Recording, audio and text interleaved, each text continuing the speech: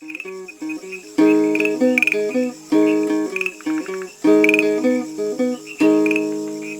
Taïwan International, les joies de l'éco-construction. Bonjour à toutes et à tous, ici Sasa au micro de RTI. Je vous souhaite la bienvenue dans ce nouvel épisode des joies de l'éco-construction. Aujourd'hui, je vous emmène dans le sud de Taïwan, entre Tainan et Kaohsiung, côté montagne, à Qishan plus exactement. Je suis allée visiter un endroit magnifique qui s'appelle Manlechu.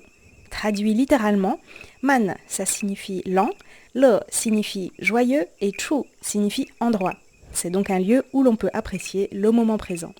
Il s'agit de l'atelier de Monsieur Zhou Mengui, une maisonnette construite principalement en terre et un petit jardin dans lequel on trouve aussi un four à pain. Cet endroit est assez improbable, juste à côté d'une route très fréquentée. Un petit havre de paix chaleureux entre des bâtiments sans charme. Ça donne vraiment envie de se poser pour déguster un café torréfié par Monsieur Zhou et l'écouter raconter l'histoire de ce lieu. Tout a commencé en 2018 quand j'ai perdu mon travail.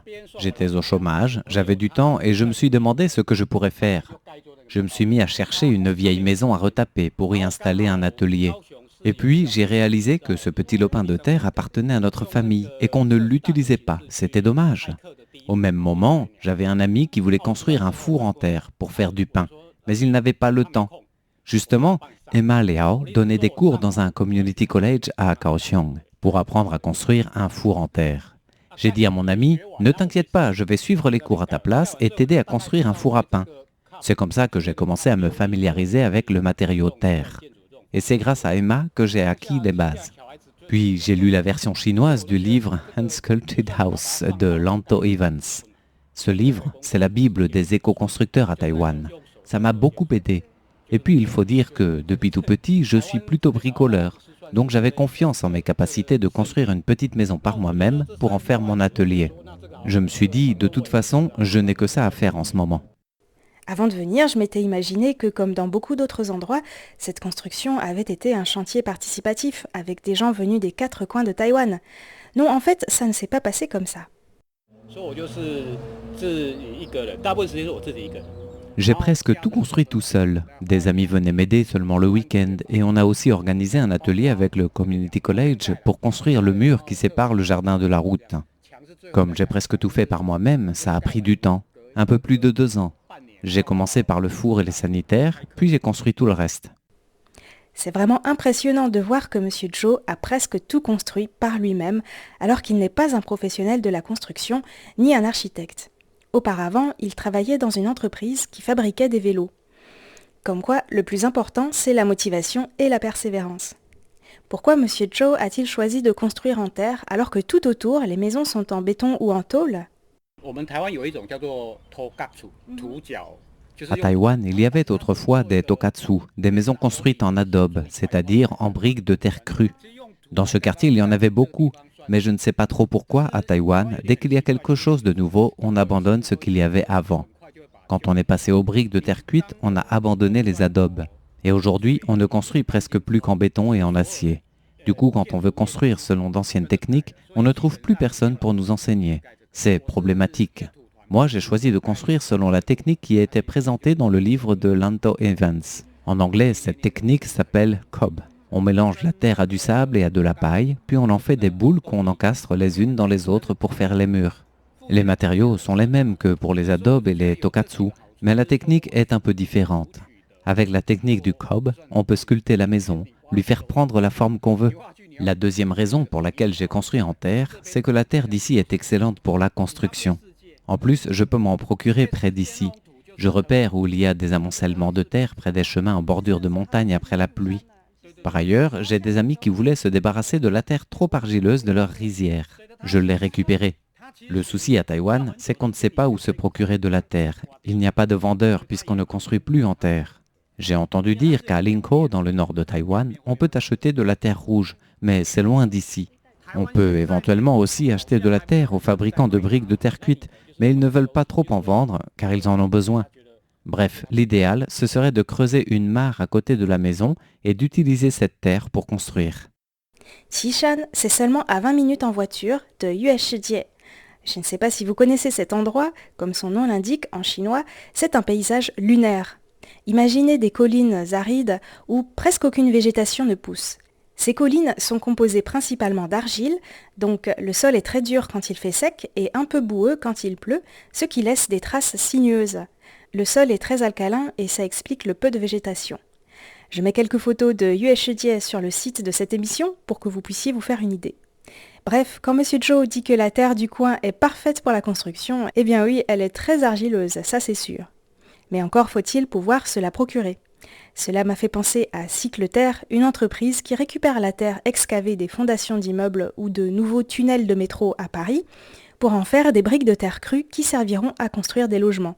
Un bel exemple d'économie circulaire. À Taïwan, vu le nombre de constructions qui continuent à pousser comme des champignons, il y a du potentiel pour récupérer la terre excavée des fondations. Mais comme la demande en matériaux terre est quasi inexistante, la législation n'est pas adaptée. Mais ça évoluera peut-être un jour.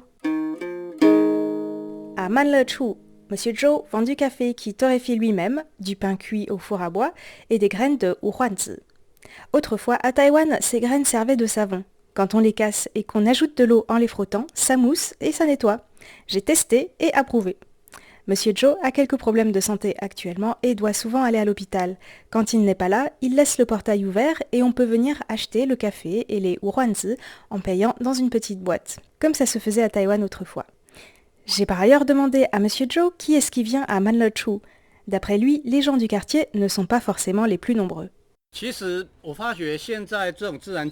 Ces constructions en matériaux naturels, les jeunes s'y intéressent de plus en plus. Ce sont surtout les gens qui s'intéressent à l'éco-construction qui viennent ici. Mais en réalité, je ne suis pas professionnel. Monsieur Zhou n'est pas professionnel de la construction, mais c'est quand même impressionnant de se dire qu'il a construit par lui-même cette maison, dont je vous invite à regarder les photos sur le site de cette émission.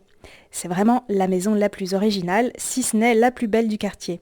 En tout cas, que ce soit à l'intérieur ou à l'extérieur, on s'y sent bien. Non, ce n'est pas si extraordinaire que ça. Dans une maison en cob, les murs sont très épais et toutes les boules de terre sont encastrées les unes dans les autres. Ça fait comme une seule grande structure. En plus, la paille, c'est une fibre très solide qui rend cette structure encore plus résistante. À chaque fois qu'il y a un tremblement de terre, mes amis me demandent si cette maison ne s'est pas effondrée. Mais il y a déjà eu plusieurs séismes et je n'ai jamais eu aucun problème grâce à cette structure. C'est encore plus solide qu'une tokatsu. Comment Monsieur Zhou s'y est-il pris ? J'ai participé à quelques ateliers de construction en cob et pour mélanger la terre, le sable et la paille, nous étions à plusieurs pour fouler la terre et tirer la bâche pour pouvoir la retourner. Je me suis demandé si Monsieur Zhou avait foulé la terre tout seul, ça ne doit pas être facile.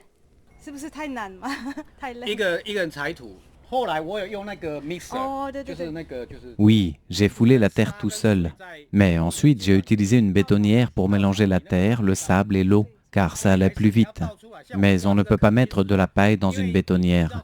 Donc j'ai creusé un trou dans le jardin dans lequel je mettais ce mélange de terre et de sable sorti de la bétonnière, puis je mélangeais ça avec de la paille à l'aide d'une fourche ou d'un grand râteau.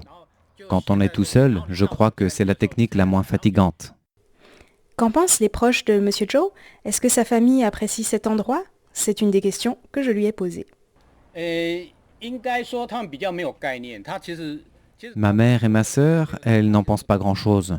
Elles ne comprenaient pas trop ce que je faisais, mais elles ne s'y opposaient pas non plus, car je ne faisais rien de mal. C'est juste qu'elles ne comprenaient pas pourquoi je passais du temps à construire comme ça. Monsieur Zhou continue à habiter avec sa famille, et même s'il a un lit dans cette maisonnette, ce qui peut toujours dépanner, Manlechu, c'est simplement son atelier. À l'intérieur et à l'extérieur, où que l'on regarde, il y a des objets de récupération. Que ce soit un arrosoir pour le pommeau de douche, des cadrans de vélo pour la porte de la clôture, du bois flottant pour soutenir le débord de toit, des pneus usés remplis de sable et de pierres pour le soubassement du mur extérieur, etc. En fait, à part le sable, Monsieur Zhou n'a presque rien acheté pour construire cet atelier. Tous les matériaux ont été fournis localement ou récupérés. Pour le toit, au départ, Monsieur Zhou voulait faire un toit en canette de bière. C'est original, mais il a vite réalisé qu'il ne pouvait ni boire assez de bière, ni en récupérer suffisamment, car il lui en aurait fallu une très grande quantité, et il faut beaucoup de temps pour les ouvrir et les aplatir une à une. Monsieur Zhou a donc construit un toit en matériaux composites, avec donc quelques canettes de bière, Du bois, de la paille pour isoler, une couche de papier alu pour repousser la chaleur des rayons du soleil, du linoléum, du bambou par endroits, etc. Le toit, c'est ce qui était le plus difficile à construire, parce que comme la maison est en forme arrondie, il a fallu faire d'un côté un toit en pente simple et de l'autre un toit arrondi. Un vrai défi pour Monsieur Joe. Quant au sol à l'intérieur, il est en terre, recouvert de quelques couches d'huile de lin et de cire d'abeille pour l'imperméabiliser. Vous l'aurez compris, cet endroit est vraiment particulier et dénote par rapport aux constructions aux alentours. Je me suis demandé si Monsieur Joe aimait la nature depuis tout petit, c'est peut-être ça qui l'a amené à construire en matériaux naturels et à aménager ce joli jardin. Je me sens bien dans la nature. J'ai beaucoup d'amis qui sont engagés dans des ONG de protection de l'environnement et ils m'ont ouvert les yeux sur ces questions. Je me suis dit que si je pouvais contribuer à ma manière, ce serait bien. C'est pourquoi en construisant cet atelier, je me suis fixé pour objectif de ne pas utiliser de ciment. Il y a certains endroits où on dirait que j'en ai utilisé, mais ce n'est pas du ciment, c'est de la chaux. C'est beaucoup moins nocif pour l'environnement et sa production demande moins d'énergie. À l'intérieur, dans la couche finale de chaux, Monsieur Joe a ajouté quelques minéraux pour que ce soit plus coloré. C'est vraiment très fin, on dirait de la peinture, mais non, c'est de la chaux. C'est plus écologique, meilleur pour la santé, comparé aux peintures qui sont souvent à base de produits chimiques, et en outre, la chaux permet aux murs de respirer et d'évacuer le trop-plein d'humidité. Que des avantages donc. D'ailleurs, Une maison en terre qui respire, c'est le titre d'un album jeunesse en chinois paru à Taïwan récemment qui parle justement de Manlechu. C'est par ce livre que j'ai connu cet endroit. Bien que ça soit destiné aux enfants, ce livre est très approfondi et on y apprend plein de choses sur la terre et les matériaux de récupération en construction. J'ai mis le lien sur le site de cette émission. Personnellement, j'adore l'intérieur de la maison, l'escalier en colimaçon et le lit en hauteur construit à partir de palettes en bois et décoré avec du bois flottant. Monsieur Joe est attentif à l'esthétique et aux moindres détails. Une autre particularité qui a attiré mon attention, c'est que la fumée du four et de la cuisinière au feu de bois passe par des tuyaux qui sont à côté du réservoir à eau chaude, dans la terre, et c'est donc comme ça que Monsieur Joe fait chauffer l'eau de sa douche. En préparant le repas, d'une pierre deux coups, il prépare aussi l'eau pour se doucher. Pas mal, non ? Il ne l'avait pas construit pour ça, mais en fait, on peut vivre dans cette maison sans électricité, et je dirais même qu'on peut vivre confortablement. Mais s'il y a un problème de fuite de tuyaux à l'intérieur de la terre, comment faire ? Pas de panique, Monsieur Joe nous explique. La terre, c'est facile à réparer. Tiens, là, il y avait une fuite. J'ai ouvert pour réparer et ensuite, j'ai à nouveau recouvert de terre. Ça a bien marché. En vérité, c'est beaucoup plus facile à réparer que le ciment et on peut réparer le mur soi-même. D'ailleurs, mon voisin est un artiste. Il m'a offert une œuvre que j'ai voulu encastrer dans le mur. Pareil, j'ai enlevé un peu de terre, placé cette œuvre, puis refermé avec de la terre. Ça tient bien. C'est l'avantage du matériau terre. La terre est à la fois très solide et elle se répare facilement. Voilà, nous sommes déjà à la fin de cette émission. Je vous remercie pour votre écoute et je vous invite à regarder les photos sur le site de cette émission. Ça en vaut la peine. Je vous souhaite une bonne journée et vous dis à mardi prochain.